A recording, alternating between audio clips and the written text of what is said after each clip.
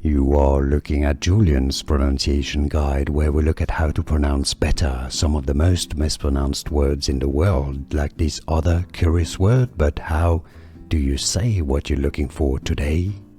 Let's learn how to pronounce this word, this verb, how to conjugate it, the present and the past tense. If you want to learn more English pronunciations, make sure to stay tuned. I've got more videos for you. The verb is to say.